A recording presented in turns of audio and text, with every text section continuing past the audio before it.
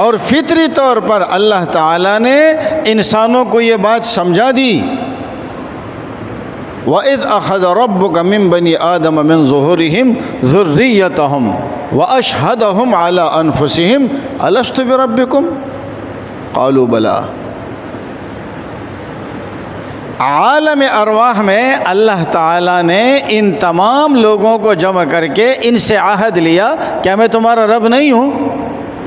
قالوا بلا، انہوں نے کہا کیوں نہیں، آپ ہی ہمارے رب ہیں، شاہدنا، ہم اس بات کے گواہ ہیں۔ لیکن انسان بھول جاتا ہے، انسان میں یہ کمزوری ہے کہ انسان بھول جاتا ہے۔ اللہ نے تو بتا دیا کہ میں تمہارا رب ہوں، میری اطاعت کرنی ہے، لیکن انسان بھول جاتا ہے۔ اب اس بھولی ہوئی بات کو یاد کرانے کے لیے اللہ رب العزت نے